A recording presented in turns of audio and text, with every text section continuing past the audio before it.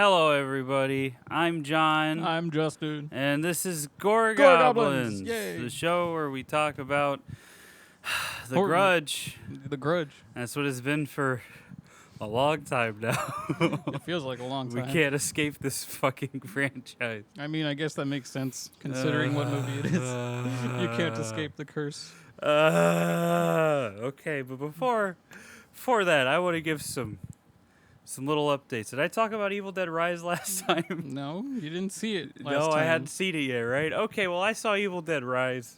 I haven't. I liked it. I don't think I liked it as much as 2013 just because Mia is like my second favorite final girl after Sydney Prescott. But it's still good. You know, you got Lily Sullivan, you got Alyssa Sutherland. They're both great in it. The kid actors weren't fucking insufferable. It was good. It was gory. It was fun. It was Evil Dead. I don't know what I don't know if you walk in expecting an Evil Dead movie. Don't be like somebody that doesn't. I saw one person, all right, on Letterboxd that watched all the Evil Dead movies in preparation for Evil Dead Rise because they thought the trailers looked neat. They didn't like any of them. The highest score was 3 stars for Evil Dead 2 out of 5. And I'm like, okay, well then you don't like the franchise. And then they give Evil Dead Rise a 1 star. They're like, biggest disappointment of the year. And I'm like, what did you expect? What? It's Evil Dead. I don't know, like, if you don't like Evil Dead, you don't like Evil Dead. That's fine. But like, what did you expect? I don't know, like, I don't know what you thought you were going to get out of it. But, you know, I don't know. It was fun. It was a good time. If you like Evil Dead, you'll like it probably. I don't know. You got people on the internet already that are like, oh well, actually, it has no style. It's not as stylish as the last movie. Which my only real complaint with Rise is that, and you know, we'll talk about it when it comes out on Blu-ray. But my only real issue with Rise is that I felt like it ended too early. And what I mean by that is I think I was enjoying it so much, and I wanted it to be a little longer. I wanted there to be a little bit more, and then it just kind of ended, and I was like, all right, that's kind of, there was no like, because you know, at the end of 2013, there's the raining blood, and it's this big fucking set piece, and Yeah. I guess that's what I was expecting, especially since I had rewatched 2013 to like gear up for it. And you know, it's fine that it doesn't have that. I mean, not all of them really have stuff like that, but I don't know. I just wanted it to be a little longer. I wanted a little more out of it, a little more juice. It gave me plenty, but I wanted a little bit more. But it was fun. It was a good time. I hope they make a lot more of these. I don't want them to come out like every year or something. No. 'Cause I don't want it to end up like Saw. You know, and that's the thing with Scream is I think they're taking a break, which is good. I don't want it to become Saw. You almost said groovy, didn't you? No. It sounded like you almost did. Well, you know what? You should have. It would have fit. I'm like half asleep, brother. I'm gonna be real. But Evil Dead Rise is good. Also went to a concert where I saw Mastodon. Lorna Shore, Gross. everybody's favorite, Vastodon and Gojira. So Lorna Shore, by the time we got there, they were already like halfway through their set. I don't know, man. It's just not for me. Like even live, like there's some bands I don't like, and then when I see them live, I'm like, oh, okay, yeah, it fucks, whatever. But like this, no, I didn't. I don't know. I don't like triggers on drum kits. I don't like them because there's no dynamics, and if it's not mixed well, the triggers drown everything out, especially if the only triggers they use are on the kick drums, which I think is the case with Lorna Shore, because that's what it sounded like, because all you could hear was the machine gun kick drums, which is cool if you're into that, but I'm not. I need something more. I need some dynamics, and you don't really hear the dynamics because the triggers are so fucking loud. And I was like, all right, whatever. But I mean, you know, they were putting it in. They kept talking about how like, oh, this is so good for the scene to see all these people here. And I'm like, I don't care. But you know, go off, whatever. I don't really.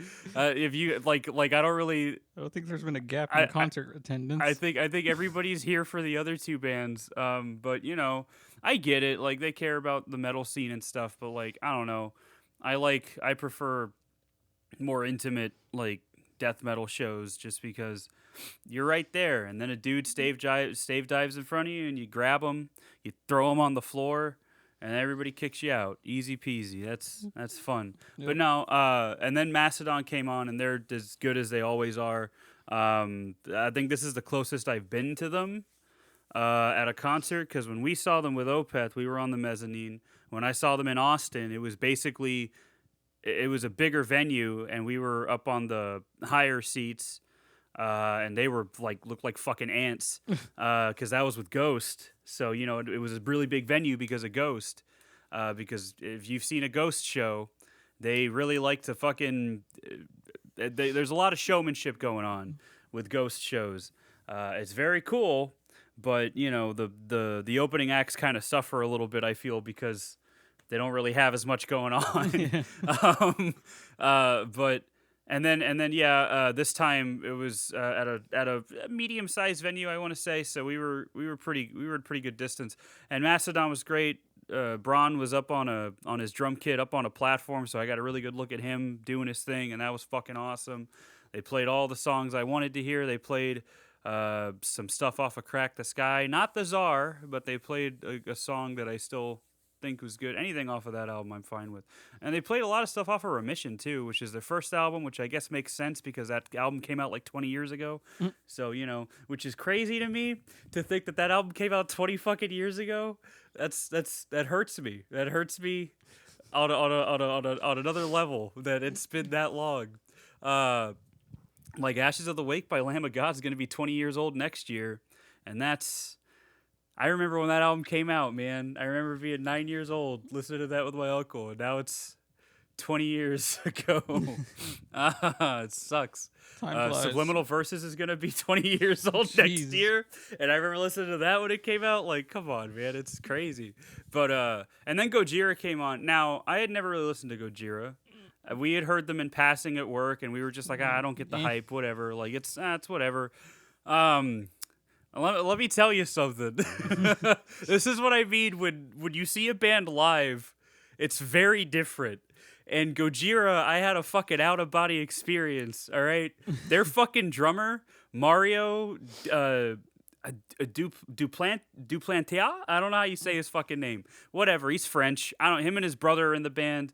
And his brother was fucking belting and playing guitar like a goddamn insane man, and I was like, this is fucking awesome. But their drummer, dude, Mario, was going fucking crazy, and I was like, oh my, why have I never listened to these guys before? I was texting Justin during the show because I was like, what the fuck, why were they always this good? Like, what the fuck is going on?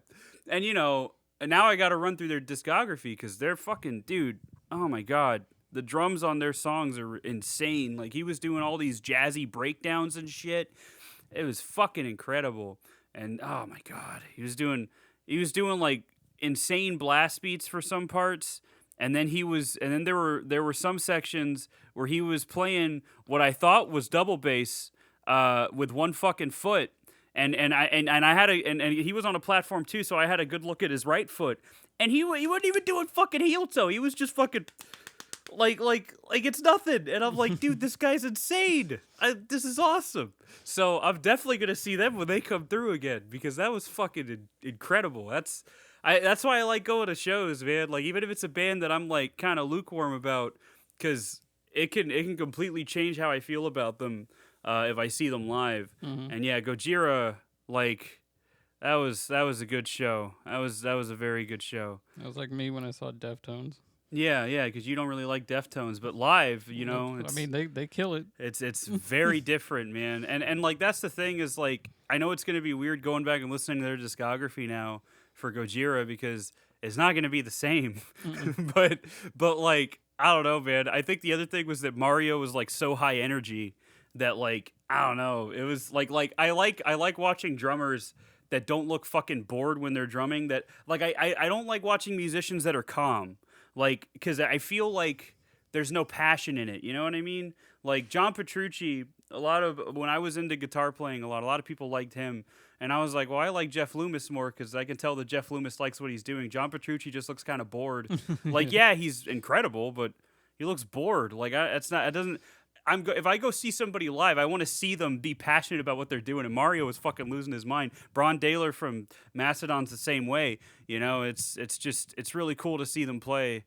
and I hope to see them soon again in the future. Because that was a really good show. Speaking of Mario, though, I also saw the Super Mario Brothers movie. What a segue, huh? I don't know. It was fine. It was a fucking kids movie. I don't know. I don't know what to tell you. It was. If you like Mario, you'll like the movie probably. It was fine. Chris Pratt was doing a Brooklyn accent, and I was like, okay, that's fine, whatever. Charlie Day was Luigi, and I don't know, he was Charlie Day, I guess. Jack Black was really the only like super memorable part because it's Jack Black, and he was really putting everything into it. You could tell that he was really excited about it. I'm tired of hearing that fucking song though. What, Peaches? Yeah. Yeah, I see. I hadn't heard it until I saw the movie, and I was like, man, he's really going in on this. Yeah, he made a good performance, but it's not some fucking mind blowing song that deserves tons of awards like everyone's making it out to be. It's not like anything from Tenacious D. So, you know, go listen to that instead. Go listen to Kickapoo and fucking Master. Was it Master Exploder? Yeah. Is that yeah, okay. That song that fucked me over in Rock Band 2. I love Master. I love Tenacious D. But no, yeah, it's. I mean, there was a lot of Easter eggs for like other Nintendo properties and stuff, and I mean that was like really the best part about it. That's why you go see it as a 28-year-old man, as a full-grown adult. That's why you go to the Mario movie, so you can see stuff that reminds you of when you were a kid and things were simpler. And then you go home and don't think about it again. And until now, when I'm talking about it. Anyway, I'll say this about it, and I'm going to quote a Letterboxd review too. You will think about 9/11 at least once if you go see this movie. That's it. That's all I'm going to tell you. You're going to think about 9/11 at least once. And because I sure did. And then I saw that review and I was like, this guy gets it. This guy gets it. Because that's exactly what I fucking thought of. But yeah, no, it's a fun time. It's, you know, if you got kids, if you're our age and you're not like us and you have kids, and you know, go watch it. It's fine. It's a fun little time at the movies. It's cool. Much better than the last two movies that I watched for this episode. I'm gonna be honest. That's which is insane that I'm saying that. But as far as enjoyment goes, wow, these are some films, huh? It's not like I've been having a miserable time as it is, and then those two movies just came and made it worse. Okay, so let's start with The Grudge 2, all right? Came out, you know, the first Grudge came out in America. Takashi Shimizu directed it. He directed The Grudge 2 as well because the first one made money, and you know how Americans are. We got to make another one. Yep. And, you know, I'll give them credit. They at least tried to do something more. They tried to expand, I feel, the lore and everything. It doesn't always work. The zero payoff. But, yeah, because, like, nothing really comes of it. I think, like, I'd say as far as, like, it feeling like a Grudge movie, it felt more like a Grudge movie than the first American version because the first one felt like a fucking American movie with all the thing whenever there's a jump scare and shit.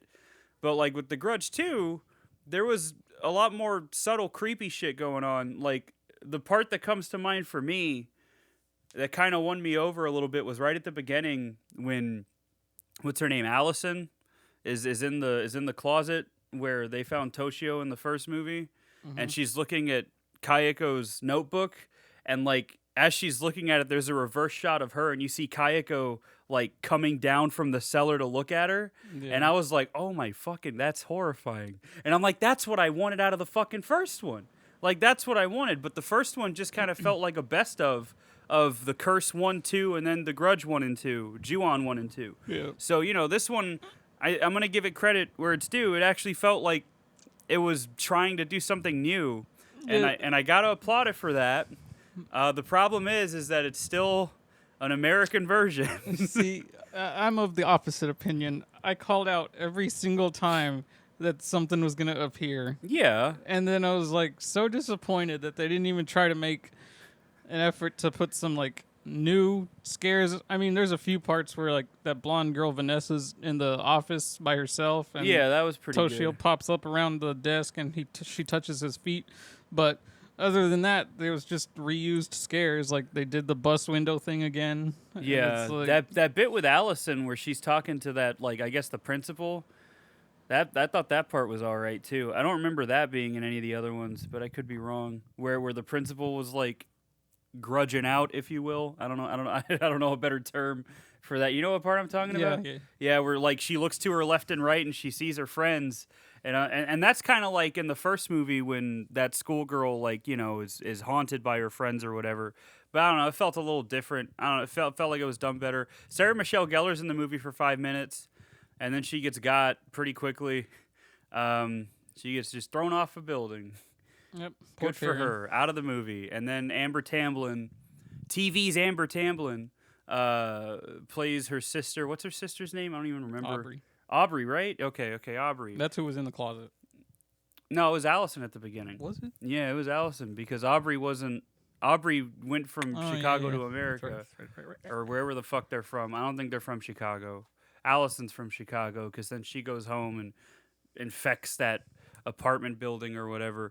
But the other part that got me too was when that one friend of the because it focuses on that family that Christopher Cousins is the dad of, Ted Beneke from Breaking Bad, who, as you see in the beginning, gets a head injury just like he does in Breaking Bad, but this time it kills him.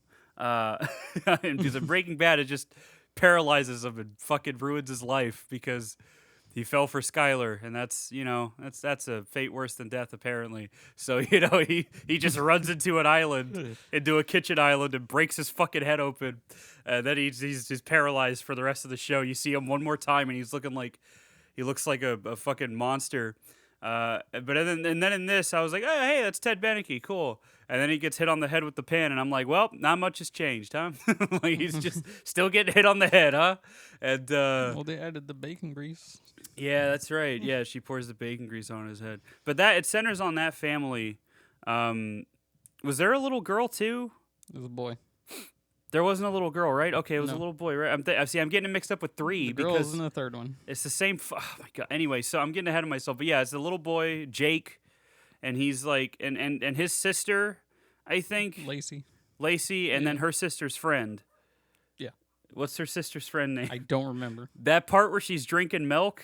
Yeah, that. And then she throws it back up, and I was like, "That's fucking disgusting." See, that's what I want. That's what I wanted out of a Grudge movie. And I was like, "Okay, this is something different." Because I was expecting it to just be a rehash of Ju-on 2, but that's what surprised me about this one. I liked it more than the first American one, if I'm being honest, because it didn't feel like a fucking rehash. It felt like he was trying. And it's funny in the special features, you see that he's talking about how yeah, we argued with the American producers a lot. He's like, because I had things that I did not want to do that they kept trying to get me to do. And he's like, but I had to just kind of stay on my ground. And he's not talking about like Sam Raimi and Rob Tapper. He's talking about like the suits that are from the studio that wanted specific things to make money. Because you know how it is. This was the mid 2000s when horror movies were fucking terrible because it was all about, well, what's gonna make kids come to the theater more than what's a good movie, Yeah. And I for what it's worth, I think this is better than the first one. Definitely better than the fucking third one, Jesus. But this one got a theatrical release. Third one did not, and rightfully so, I should say. But no, this second one's fine. I think that bit where like the scares weren't anything new, but they felt more in line with what I would expect. Yeah. And not all of them had that stupid fucking jump scare piano noise, that dung. Not all of them had that, and I was like, oh, thank God, because that's what I was afraid of, is that it was just going to be more of that, and it wasn't. And I was like, okay, not bad, not terrible. This is also the last one with Takako Fuji as Kayako, and boy, can you tell in the third one that it's not her. She doesn't move like her. She tries way too hard. That bit where what's his name? Eason?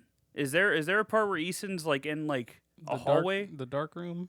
Yeah, the dark room was cool. I liked that bit where she's coming out of the photograph. I thought that was cool. There's that part where he's watching the TV and she pops up for like a single frame. Oh, he's watching the recording of the interview with the detective. And then he turns the TV off and she's in the reflection. I was like, that's good. I like that. Yeah, that one was good. And then there's the bit where there's some like when Sarah Michelle Gellar's in the hospital and she's trying to get to the roof and the lights keep flickering and you see Kayako towards her. That I was like, that's cool. I like that. Do more of that. Like that's what I wanted from the first one. Jesus Christ. So the ghost stuff was good. It's just the story stuff is weird because like what's the story is that like the reason this isn't in the Japanese versions at all, but in the American version, the continuity is that apparently Kayako's mom fucking fed her dark spirits or like dark something. The spirits from possessed people who came to her. And so she could like contain them and help the other people. Yeah, she basically used Kayako as a conduit for like a storage container for evil spirits, a fucking literal Pandora's box. You see, but they say that, but then all the flashbacks are the exact same thing that happened in the originals. It's like there's no implication that those spirits are exactly what's affecting her. Yeah. Like it's just some bullshit thrown in there for padding. And that's why I give it an A for effort because he tried. You know me, I like ambition. That's why I still like Halloween 2, Rob Zombie's Halloween 2. But like it doesn't work. Yeah. It doesn't work because it's already been established. It's a retcon because in the first movie Tycho killed her in an act of extreme rage. The fucking opening, not title crawl, but the opening like text tells you that that's what the grudge is. It's a curse. It has nothing to do with the mom shit, which is why it just feels thrown in, like you said. But like at the same time, I was like, okay, I think I'm like so touch starved for something different with these movies that I was like, I'm into it. Like I was like, I'm into this it's okay. because it's new. Yeah, you know? That's what I felt when I first saw it too. I was like, okay, maybe they're gonna take a different direction, and then what's her name goes and meets the mom, and then she's dead in like 5 seconds. Yeah, the mom gets killed by Kayako, and then Aubrey goes to I think she goes to the house with Eason. I don't remember why. Because he wanted to check something out for the stupid report he was making. Because he's a little dum-dum, exactly. So because he had already got the curse because he was the one who pulled Karen out of the house when she set so it he on already fire. had the curse, yeah. So and he told her not to go in there, but then she sees Kayako through the window and walks a little close to the house, and Kayako pulls her in there. Yeah, she just pulls her in. Now you're cursed. But then that's the thing, too, is that then it ends like the first movie, in a less subtle way, I should add, because it's American, so it can't be subtle. Because the implication in the first Ju-On was that, with Kayako coming down the stairs the way she does, like, the implication is that Kayako's living out her murder, and then when she gives it to the protagonist of Ju-On, and then she wakes up in the attic, as Kayako was, the implication is that, okay, now she lives out what Kayako lived out. Now she is claimed by, the curse, whatever. But in the American version, it's less subtle and kind of annoying because we keep getting flashbacks between it pisses me off because the movie starts with the cold open of the fucking movie is Tycho killing his family, and then when it's happening to Aubrey, I fucking know what's happening because it's happening. You're framing it the same way. Why do you feel the need in editing to fucking go back and forth with these flashbacks? Do you think I'm stupid? Like I'm not. Like that's that's the thing that I like so much about that first Ju-On, and that's what Sam Raimi and Rob Tapert talked about, was that it's the subtlety, right? Yeah. This doesn't fucking have any, and especially 3 doesn't fucking have any, but this one, all I was thinking was how much cooler would this fucking be if it didn't keep flashing back, and it would be like you're connecting the dots and being like, oh shit, she's getting Kayako'd, which is a weird verb that I just came up with, but you know what, it works. But she dies in the exact same way, it's all framed the exact same way, down to her fucking seeing Toshio before her neck gets broken. Like, I would have been able to put the pieces together. Yeah. But they spoon feed it to you because they think you're fucking stupid. Because American audiences are fucking stupid. Oh my god. It took all the tension out of the scene. Yeah, and that's oh my god. It like it makes me mad because like the movie had me and then that happened and I was like, "Come on." So first of all, it doesn't work with the mom thing because it's just still the same curse killing her. Like and then it did what the first Ju-on did too, where it showed Aubrey in place of Kayako, like when she's looking at the notebook and you see her coming down from the attic. Like Yeah. that's what happens in the first Ju-on, and that's where you get the implication of oh fuck, she's Kayako now. Like that's the thing. But that would have been better. First of all, we don't need a rehash of that. Second of all, that would have been better if we didn't have it spoon fed to us. You know what I Yeah. mean? Like. Oh my god! It like it drove me crazy because I was like, you were this close. You were this close to like a cool like I guess homage to the original. But again, I see what you're saying. How it doesn't really fit in with the mom storyline because it Yeah. doesn't because it's still the same curse. Like that's not why Kayako became I don't remember I don't know how to pronounce the type of ghost it is, but a vengeful Japanese ghost. I think it's an onryo, onryo. I don't Onryo? know. It's Onryo or it's Ornyo. Onryo, I think it's Onryo. Ornyo, but Ornyo I think is how you say it. Something like that. But like it's it like that doesn't make any sense. Like I think I liked it just because it was different. But then yeah, the mom gets got like that. Like it's not.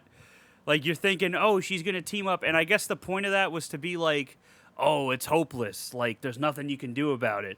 There's nothing you can do about this fucking curse. Like, it's just whatever. I mean, but even so, you could pull that assumption from the fact that it's still going on. Yeah. Like, Oh, the other part that I liked that I wanted to mention was in that love hotel when that first friend gets taken, when she gets taken through the mirror. I thought that was pretty neat too. That was a pretty cool effect, I thought. When yeah, she's like, I thought we were gonna get another under the blankets thing, but we didn't. yeah, it's that messing with your expectations. I liked that.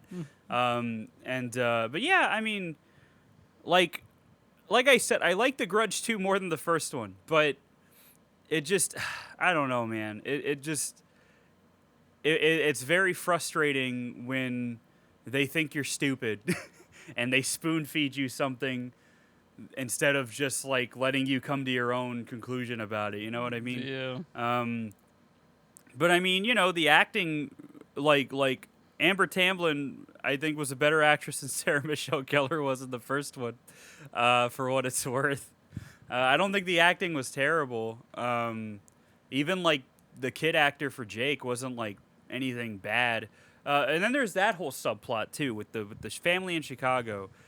So this is told non-linear, just like all the other movies up to this point. It's constant jumping around. Yeah, it's constant jumping around, which is cool. I like that. Whatever.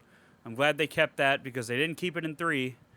We'll get to that, but with that whole subplot with the family in Chicago, I was thinking about how like it's always funny to me how they make sure that it's in Chicago by like having the kids' room like covered in like Chicago Bears and Chicago Cubs posters and shit. And I'm just like, oh yeah, because it was funny because I was thinking to myself, I'm like, where does this take place again? And then I saw the Chicago Bears poster. I'm like, oh okay, I know where it takes place. I know where it takes place now. But like you have this weird subplot that kind of goes nowhere of like I guess a stepmother moving in. Yeah. And then Jake's like, I'm not gonna call you mom, and all it did was remind me of Terminator 2 when when Todd's like, listen to your mother, John, and he's like, she's not my mother, Todd. Like that's all I could fucking think of was fucking Terminator 2, a much better movie, I might add. But I didn't think that subplot was terrible, but it just kind of felt. It felt like an excuse to bring it to America, which I guess was the point, because I think Takashi mentioned that in the special features that he's like, for the sequel, we had to do something. He's like, I didn't want to just have it in Japan the whole time again. He's like, so I wanted to kind of have it spread to become a worldwide thing, And, I mean, that's cool. I like the bit where Amber's wearing her hoodie and she's talking to Jake, and then Jake sees Kayako in the hoodie, and then she just, evaporates Amber Yeah. or Allison. Amber Tamblyn. I'm thinking of Amber Tamblyn. They're A names. Too many fucking A names in this movie. What's up with that, huh? Why are there so many fucking A names? Jesus. Amber Tamblyn, Aubrey, Allison, Sarah Michelle Gellar. That's an A name. Yeah. But no, it's but yeah, she gets evaporated, and that's cool. I thought that was fine. And then Kayako appearing in the jacket was cool. Yeah, I thought that was a cool idea. But yeah, I mean that subplot, it's just typical Grudge shit. Everybody kills each other, as you do, and yeah, there's that milk drinking scene that just is gonna haunt me for a little bit. What made it worse was that she drank it after she like spit it all back up. Yeah. And I was like, I don't like that. It's like, I'm sure this awakens something for someone, but it sure as fuck isn't me. The friend getting affected by the curse kind of felt like forced. Because, like, she appears for one scene, and then she's gone the rest of the movie. She never fucking shows up again. And then you see her drinking the milk. She shows up for one scene, and she's like, "Oh, make sure the pizza guy is Scotty, because he's fucking hot." and then you don't see her for, like, an hour. And then she's like, "Hey, got milk?" And then that's it. That's all that happens. But, I mean, I don't know. I'm going to be honest. I kind of like that it takes place in America too, because that's what we wanted from the first one. We would have rather it had just taken place in America, But so I kind of got what I wanted with that, but like I don't know, it just kind of there's too many subplots that kind of just go nowhere, and that kind of fizzle out at the end. Every character is just meat for the grinder in this movie. That's it. Which is par for the course with horror movies. Still not as bad as 3. Which I guess we'll talk about now. Yep. Grudge 3 came out 2009, straight to video. Rightly deserved. And it was filmed in Bulgaria, I should stress, which is where all the cheap fucking horror movies are made, because it's super cheap to shoot there. It's filmed in Bulgaria. They built, they recreated the Chicago set. And they used some fucking Bulgarian apartment for a stand-in for Japan. I don't know, man. It wasn't good. Like, everything that Takashi Shimizu didn't want The Grudge to be is what The Grudge 3 is. And it's funny because he's an executive producer on the movie, which tells me that he was just like, as long as I get paid. It's like John Carpenter with the Halloween movies. As long as I get paid, I don't fucking care. Pretty much. But like, from the get-go, like, it starts with Jake, because keeping in line with the second one, you have to have a character from the last movie, I guess. And starts with him, and he's in an asylum. You got TV Shawnee Smith from Becker and Saw. And The Blob, which is the best movie she's been in, probably. Now that I'm thinking about it. At least from the ones I've seen. It's the best movie she's fucking been in is The Blob. She's very good in The Blob. I can't wait to cover that someday once we're done with this fucking nightmare franchise. Anyway, so, she's his doctor. And, he's all like, "Oh, yeah, she's going to fucking kill me if you don't fucking get me out of here. I don't want to be here anymore." And I'm like, okay, but, like, she's going to follow you wherever you go. There's nothing you can do, right? Yeah. Like you're already dead. Like, that's been a constant. It's really spelled out for you in this one that you're already dead. But, like, we already know that you're already, like, that's the fucking whatever. So then, he's in his little padded cell vibing. The lights start flickering, and there's a guard reading a newspaper or some shit. Listen to music. Yeah, that, whatever. I don't know. He's distracted is what he is. And he's he's not watching. He's not paying attention. So then Kayako just starts fucking throwing this kid around. And, like, she breaks his arm first. And I'm like, oh, well, that sucks. And then it cuts to the CCTV footage. And You know what it reminded me of? The effects reminded me of Grave Encounters, Yeah. like where it looked like rubbery, but like in a CG way, not in a practical way. Like it Yeah. just looked like bad. But like Grave Encounters at least has like a charm to it. At least the first one, I think, has like a charm to it to where it's kind of like fun. I guess. The second one's fine until that ridiculous ending. Doesn't the dude from the first one come back or something? Like, He is still there. Yeah. But he dies. yeah. The ridiculous part is that stupid portal that opens That's up. right. and That's it right. Swallows everything. Oh, that's so dumb. That they were like it was like when the dude was writing the script, he's like, I don't know how to end this, and he was like watching Evil Dead 2 as he was writing it, and he was like, I got it, and then he fucking wrote some portal that fucking sucks everything away. Fucking yeah, that's right. That first Grave Encounters has a charm to it, though. I'm gonna be real. It's a fun little low budget found footage movie, and that's all it has to be. I'm not expecting anything grand from it. It's fun. But yeah, when he's getting thrown around in the CCTV footage, that's what it reminded me of. And then, they find his body, and he's just like fucking pretzeled, bro. He's a fucking pretzel. And I'm like, what the fuck? I'm like, Kayako never did this shit before. As soon as I saw that, I was like, okay, this one's going to try way too hard. Like, it was like, it's trying to be a slasher movie. Kayako's not a fucking slasher villain. She's a ghost. Ghosts aren't slashers. They're fucking, unless it's Ghostface. But like, ghosts aren't fucking slashers, dude. Like, that's so dumb. Oh my god. I was like, all right, it's gonna be like this, huh? Cool. And then when I realized that it was gonna be a linear story, I'm like, wow, this just has nothing that the other films had, huh? But yeah, he gets pretzeled pretty quick. And yeah, try hard is probably the best way to describe this movie. I think you put it really well there.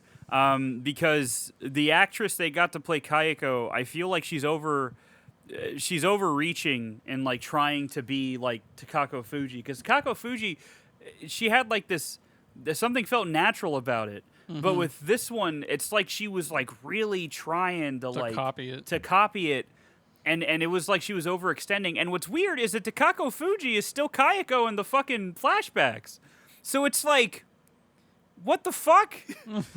And at first, when you first see Kayako, her hair is covering her face. And I'm like, oh, they're gonna try to hide the fact that it's not her anymore. And then no, they don't try. They don't try to hide it, but you can tell it's not her. Oh boy, this fucking movie. So. Then we get introduced to the new family. This one takes place entirely in America, except for like 2 scenes, because we find out that Kayako had a sister this whole time, whose name is Naoko. Naoko, yeah. And another plot point that goes nowhere. Yeah. Well, it kind of goes somewhere, but then you're like, okay, what was the point? It's like Sally being in Texas Chainsaw 2022. It's like that. She just kind of shows up. You don't remember me? She shows up. I don't. She shows up, gets brutally murdered, and then that's it. That's what happens. That's all that fucking happens. And it's just like, all right, that's fun. Woo. Fuck. Anyway, so she goes to America because I guess in Japan they have for some reason Japan's reporting on a random fucking little kid's death in America. Yeah, that didn't make sense which to was me. weird to me, because I was like, why the fuck would anybody in Japan care about this? And not just that, they're reporting on it, that people in her office are reading it and are like putting it together that knowing how do they know that that's her sister? That's what I'm saying. Like, it doesn't make any fucking sense. It's so dumb. It's so dumb, dude. It's fucking Halloween 2. It's Halloween 2, brother. It's Halloween 2. John Carpenter's Halloween 2. Not even John Carpenter. Fucking Rick Rosenthal's Halloween 2, where it's like, oh, fuck it. Michael's got a sister. Who cares? Like, that's what this is. It's what are you doing? What are you doing? Oh my god, this fucking movie.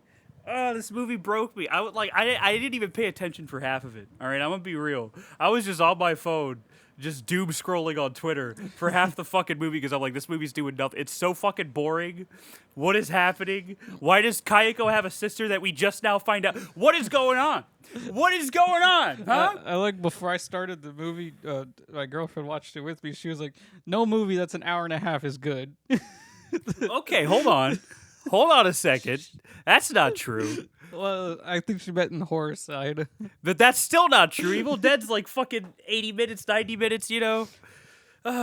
Anyway. Well, Evil Dead's just a roller coaster. Yeah.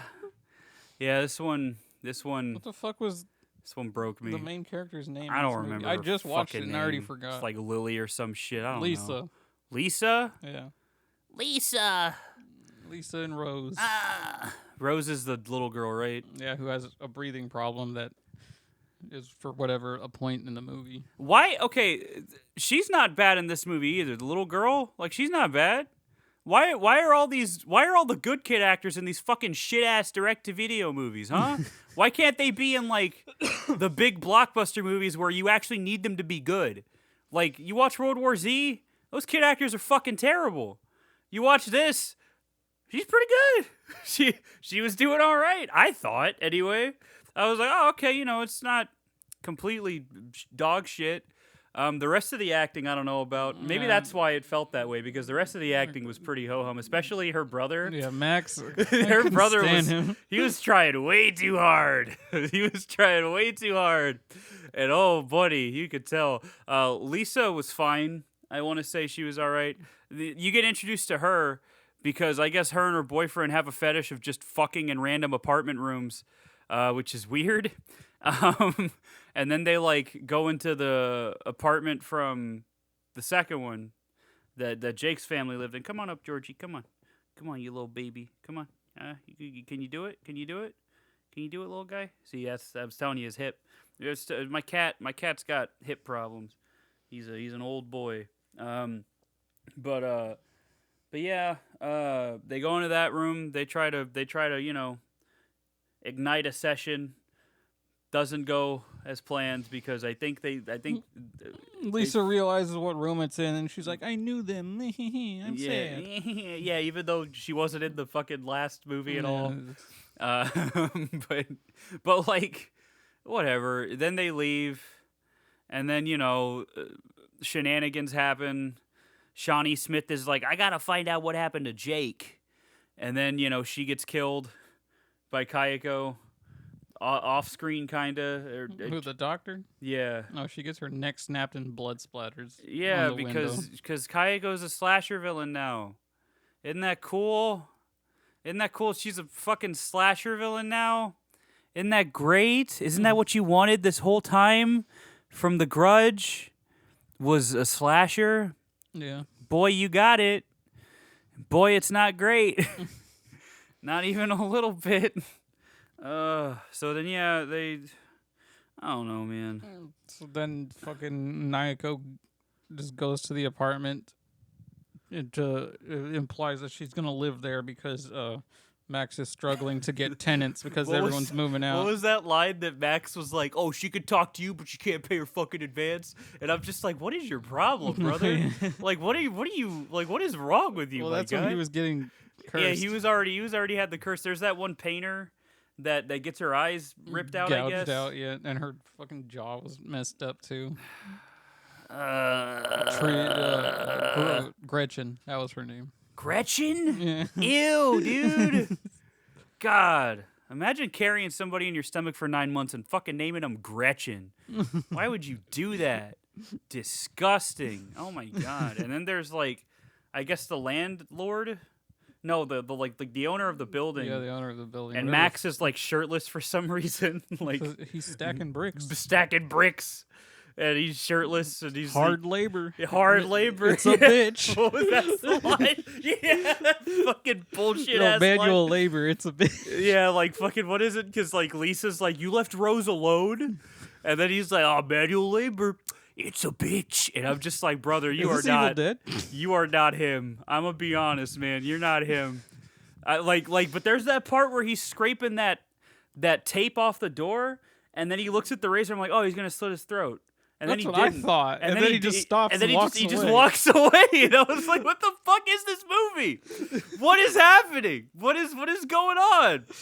But yeah, then he pushes the fucking building owner, and He hits his mouth on the bricks, and and he's like, it didn't have to be this way. And I'm like, what fuck kind does of that reaction mean? is that? What are you trying to do? This movie has broken me, Justin.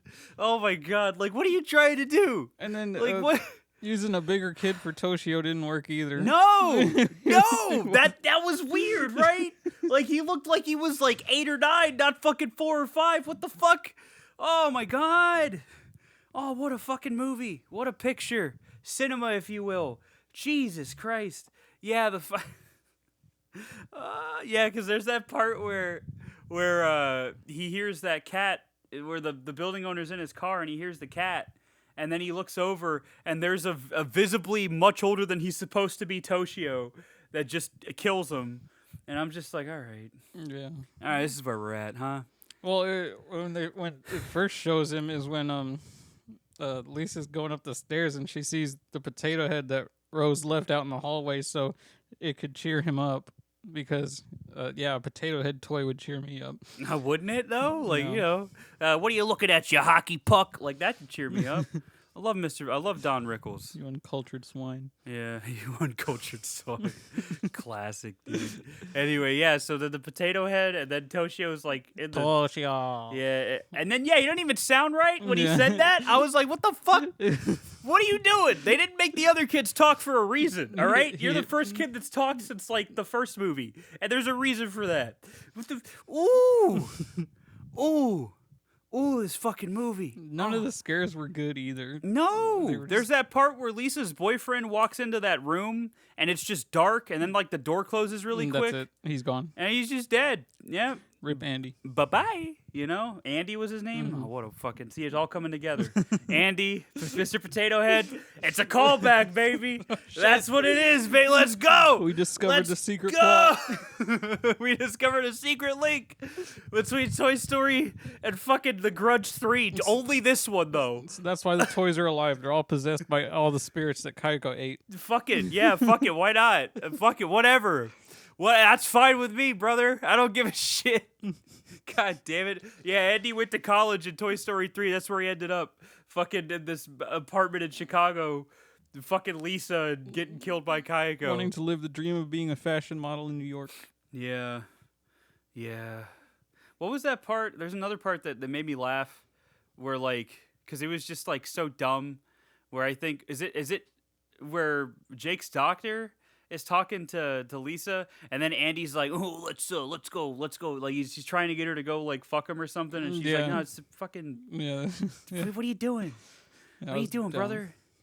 Oh my god, that movie, and then Naoko, like, and then I want to talk about how Naoko is fucking like, we have to stop it, but I need your little sister though, and she doesn't say why.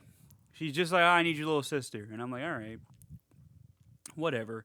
But at this point, Max has been possessed by Taiko's spirit. Taiko, I don't know, man. I don't know how to say it. I'm sorry. But he's been possessed by him, and then he crashes the party because like, Naoko's trying to get Rose to drink Kayako's blood, I think. Yeah, it was Kaiko's blood. And it's like, damn, how long has that been sitting? Because Kayako died a little while ago. Years. It feels like. And yeah, so then, she drinks it. Not immediately, actually. Naoko fucking gets chased out of the room by Max. And then she gets a fucking box cutter blade through her throat. No, it was like a little saw. Yeah, that's the word. That's the one. Or chisel thing. I was just like, come on, man. Come on. And I don't understand how that makes her become one too. Because she was killed in a fit of extreme rage. But it wasn't true rage. It was part of the curse. That's what I was thinking, right? Like, yeah. Max didn't do it himself. The curse made him do it. Yeah, because after Rose drinks Kayako's blood, everything's back to normal for a little bit, and Max is like, "What the fuck, man? What did I do? Ah!" And then he gets killed by Naeko's Fucking ghost, Naeko's ghost comes out. and she bites his throat open or something. I don't know. So then the curse continues. So now there's another monster going around killing shit. It's classic slasher, dude. But then you get the stupid ending with Lisa and Rose hugging in the ambulance, and then the camera turns around and Rose is now Kayako. Yeah, that's a rehash of the ending of the second Ju-on, where Kayako is rebirthed, and she's just a little girl now. Yeah. But like, I don't know. But then, like, what was the point of the ritual? It's a sequel tease, brother.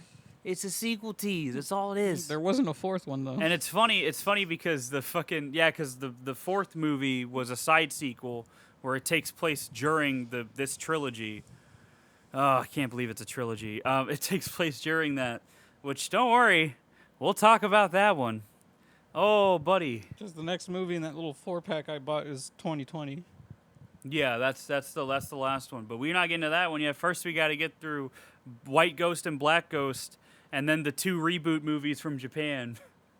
Which I think I'm going to do all 4 of those because I'm pretty sure White Ghost and Black Ghost are really short and don't really have anything to do. So I'm going to watch all 4 of them, and then we'll just talk about them. And then we'll do the Grudge, the final one, hopefully. But yeah, it's funny to listen to the director, and he was like, I don't think we've seen the last of Kayako and Lisa. And I'm like, brother, you have. It's been more than 10 years. Like, we've definitely seen the last of them. Oh, my God. Yeah, Grudge 3 is not good. Not even a little bit. It's not even so bad it's good because it's boring. It's just fucking boring. Anyway, that's Grudge 2 and 3, everybody. We're almost done. Almost. And then we start Friday the 13th. Woo. Along with Nightmare on Elm Street. Well, not immediately. Yeah, It's gonna be. So we're doing. How did I have this listed out? Hold on. We're doing. Where the fuck is it? Where the fuck did I put it? There it is. So we're doing Friday 1 through 3, and in between each one of them is going to be a one-off, and then starting with 4, we're going to be going back and forth with Nightmare on Elm Street to make it fit in with Freddy vs. Jason. Freddy vs. Jason, which is the 11th Friday the 13th movie. And then after that one, we're going to do the Nightmare on Elm Street remake. Oh boy, can't wait. And then the Friday the 13th remake, which is a little better. A little better. A little better. Still not great, but a little better. So yeah, that's the roadmap. So 2 more Grudge episodes.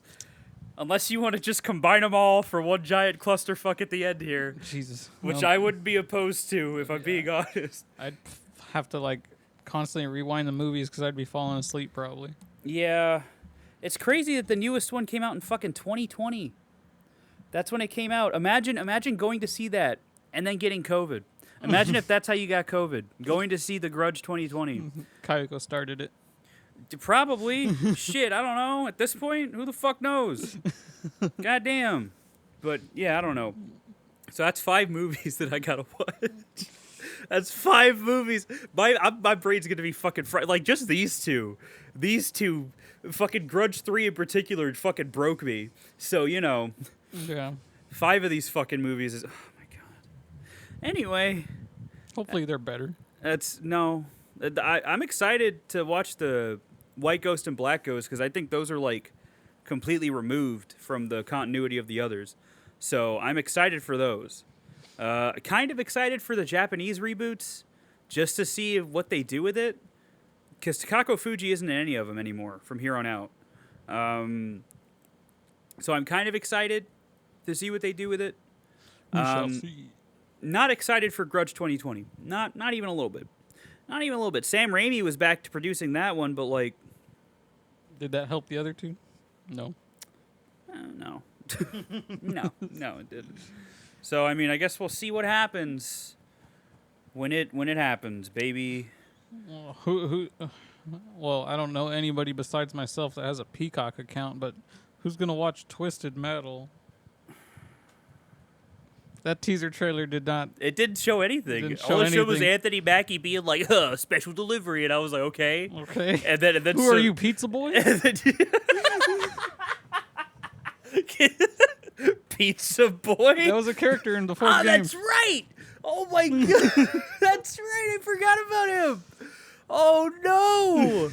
Oh, I thought he was going to be Axel. That's what I thought he was going to be. You know who is Sweet Tooth?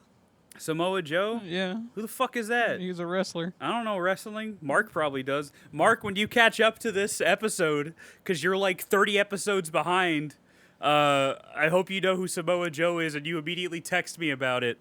All right? Mark, old behind ass. He's the Anyway. body, but I think somebody else is doing the voice. That's fine. Which, yeah. What? That's how they did it in the PS3 version, didn't it? They had actors acted out, but they had voice actors do the voices. I think for Dollface, Sweet Tooth, and even Calypso. I think. I don't remember. I don't remember the PS3 game.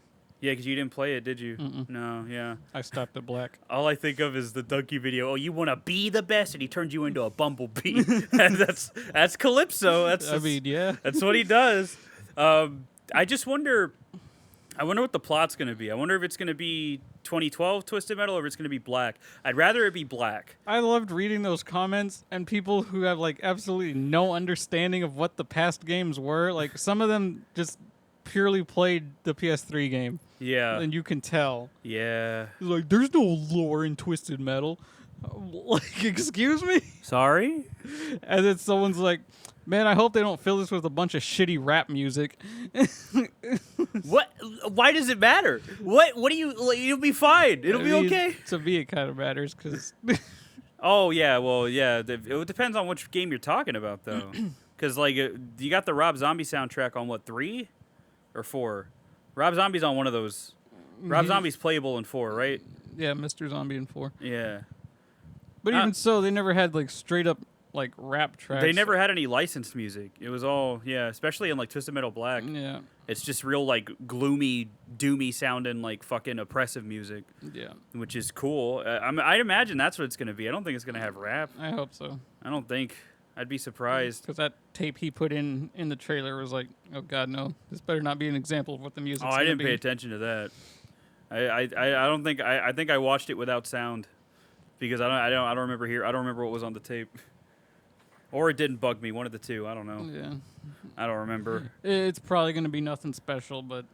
I know Nev Campbell's promoting it, so I was expecting to see her in the teaser, and I'm like, there's no Nev Campbell. What's the point?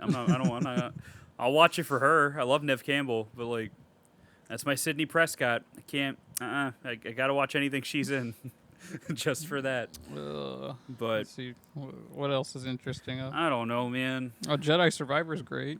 Not if you're playing it on PC. Yeah, not if you're playing on PC though. Not if you're playing it on PC. But like it's running fine on console. Yeah, I haven't had any issues. Yeah, because I read that like the PS5 version had a couple issues. I messed something up because when I hit the home button to watch a clip I recorded, and when I went back to the game, it had no sound for a second. Oh, but yeah. I think that was just me messing with the menus and confusing the thing. But I remember that first Fallen Order was kind of buggy too. Yeah, Fallen Order was kind of. But that's just Unreal Engine 4 and developers not knowing how to fucking use it.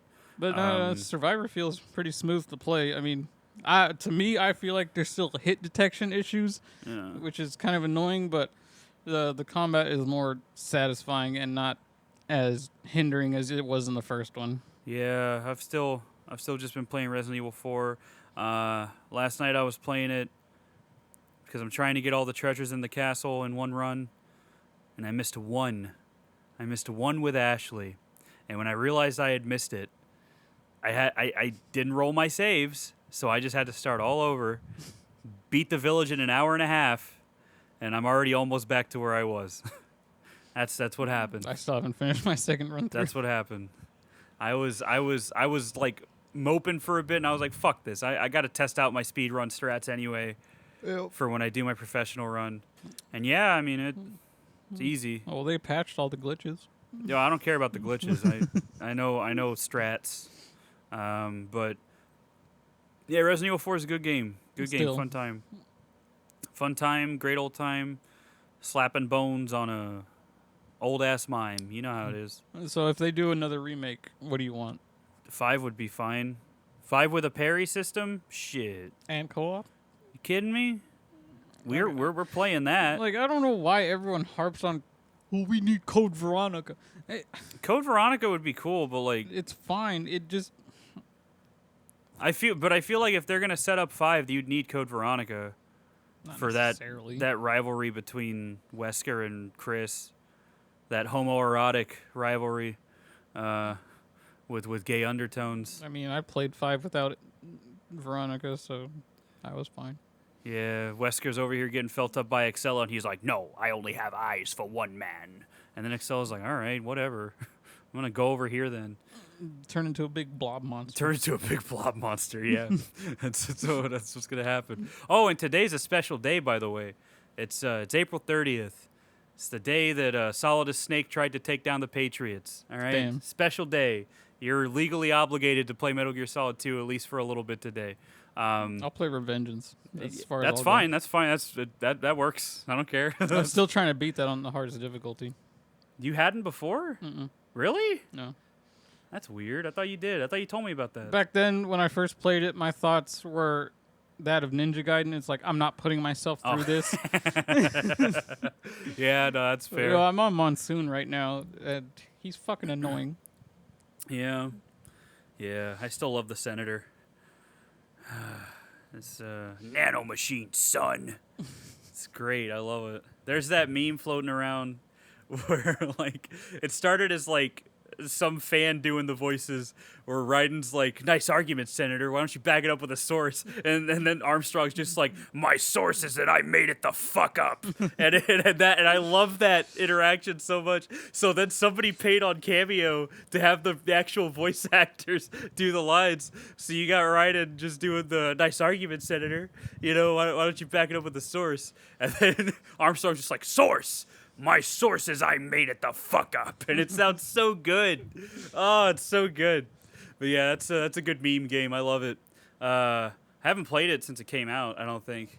But that one's backwards compatible, huh? Mm-hmm. On Series X, it's smooth 4K 60. That'll be fun to play. I mean, through it's again. a little grainy. Well, you know, I think that was just a filter at the time because Resident Evil 5. I'm playing through that with a buddy on PC, and it looks grainy, even though I don't have film grain turned on. And I'm just like, was this just like the style at the time? I guess because like Left 4 Dead 2 had a film grain option, which is weird to me. But you know, yeah, RE5, I'd be fine with a remake of that. I feel like RE6 still plays well enough to where you don't have to remake because you could move and shoot with that one, right? Yeah. But 5 with a parry system, whoo! Oh baby, that'd be great. But if you've beaten RE4's remake, it feels like they're setting up 5. So I don't know. I think it'll happen. If they make a Resident Evil 9, though, I want Jill back as the protagonist. Please. I miss Jill. There's someone that's actually part of the series. Yeah. I mean, I was fine with Ethan. But, you know. Yeah, what are you going to do, huh? Are you going to sleep or are you going to beep, you know? That's what I always say. You can ask all my friends. I always say that. But It doesn't say that. but yeah, I don't know what else. I don't know what else is going on in the world. I'm tired, man. I'm sleepy. My allergies are kicking my ass. Yeah, allergy's been a bitch. It's crazy, man. Texas be like, damn, it's 40 degrees at night, but 80 degrees during the day. Isn't that crazy? And it's fucking with my sinuses so bad. But yeah. But yeah, you know how it is, man. Some days you're playing Resident Evil 4. Some days you're getting beat up in Jedi Survivor. And you sleep for too long. And you're like, damn, I really slept for 12 hours. The game still has no mercy on you. Yeah. You forget to rest at a spot, you're going to go way back. Yeah, do the enemies still respawn whenever you rest? Yep, they do. So it's still a Souls-like. That's awesome. Oh, speaking of Souls-like, fucking Armored Core 6 looks amazing. Oh, yes, it does. I cannot fucking wait. I never played Armored Core. The last mech game I played was like Mech Warrior 2, I think, on fucking Xbox.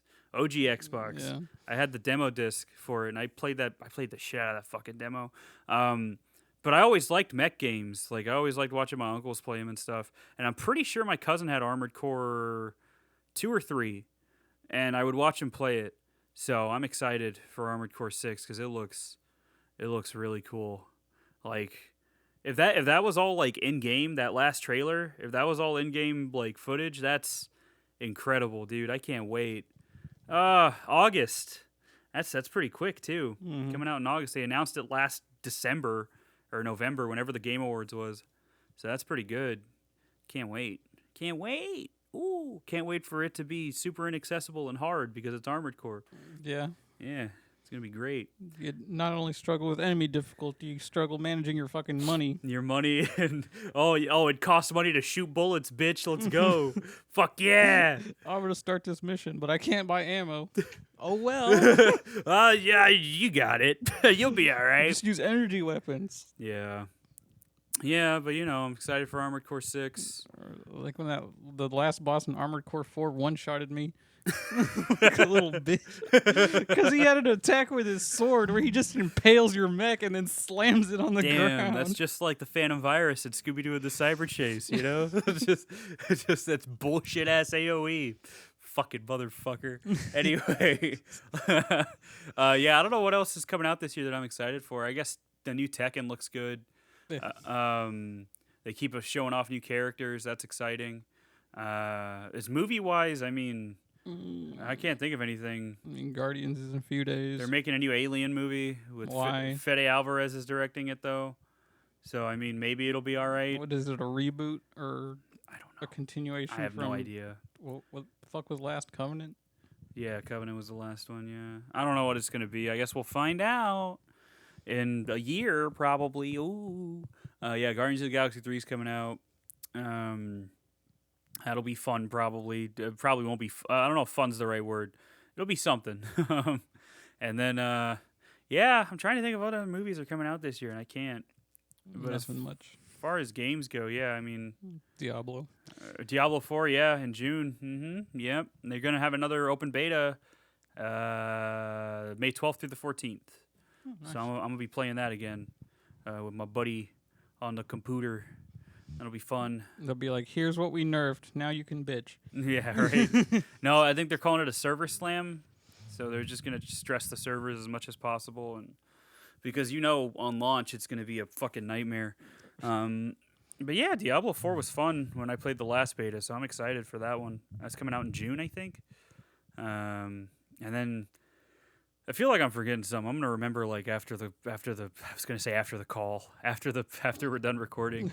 I know I'm gonna remember it, but I don't know what it is. Oh no, the new Godzilla versus Kong, where King Kong's long lost cousin Lanky Kong will make an appearance. Can't wait for that. Maybe Space Godzilla. That'd be cool. Shit, man. That'd be. Don't get my hopes up, man. Come on. Everyone's like, that's what the X in the title means.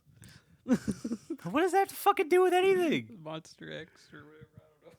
Wasn't Monster X like a different thing entirely? Like in the older, I don't remember. I just remembered in the Showa era. I just remember Ghidorah was 0. Showa era.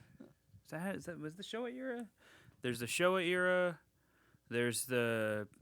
Fuck, it starts with a G. I don't remember. There's 3 different eras. There's 3 different eras of Godzilla. Then you got Shin Godzilla, which I don't know if they're ever gonna do anything past that. But what are you gonna do? Either way, I'm always excited for more Godzilla. Yeah. Especially now that there's a new band I have to listen to with or they're not new, but there's a band that's new to me that I have to listen to whose name is Godzilla. They were Godzilla before they changed their name to Gojira. I didn't know that. They were just Godzilla, and I was like, "What did you think? You thought you were gonna have to change your name?" And so they just changed it to Gojira, and yeah, it's pretty good. I got a cat named Gojira, not after the band, after Godzilla, but Yeah. Man, and then I got little Georgie here, my little boy, my poor little baby. But yeah, so that's what we got. That's Grudge 2 and 3, baby, and our life updates, I guess. I don't know. Woo. Grudge 2 and 3. Oh, Indiana Jones. What a franchise. And the Dial of Destiny. I don't care. What? Then why'd you bring it up? I don't know. It was just Why'd you bring it up if you don't care? It's just another movie that's coming out. It looks all right. I don't know. I feel like if Harrison Ford like fucking cried on stage about it, I'm pretty sure it'll be okay. Because Harrison Ford does not give a fuck about Star Wars. But if it's Indiana Jones, he really cares about Indiana Jones.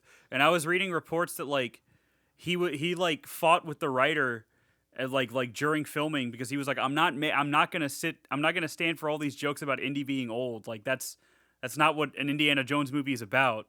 He's like, this isn't a fucking comedy. He's like, just make an Indiana Jones movie. So I feel like he had at least some creative input in there. So I hope it'll be all right, but I don't know. I won't know until June. I think is when it's coming out. I've never watched any of those. Oh, what about movies. Fast X, bro?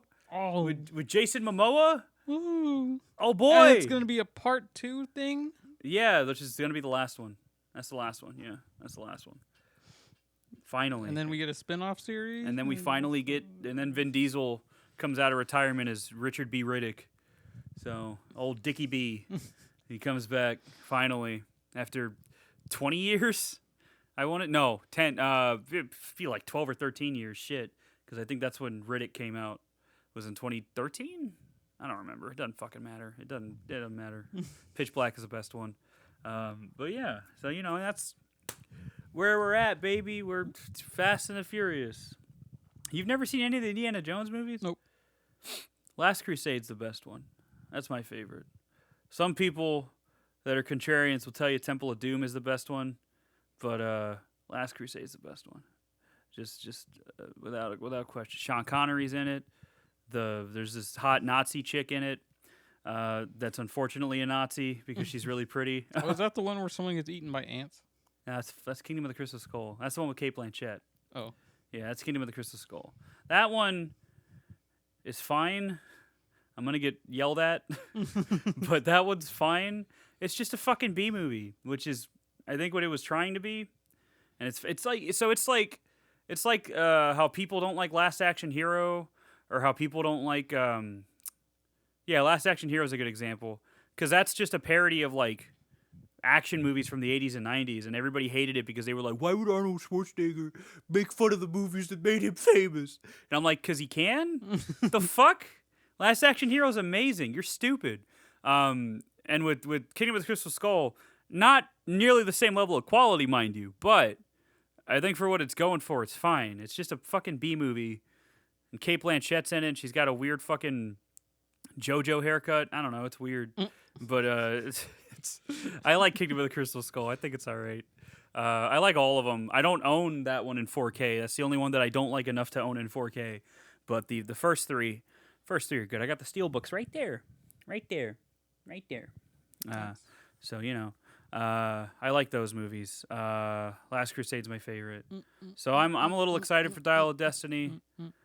I assume it's the last one because Harrison Ford's fucking 80 something.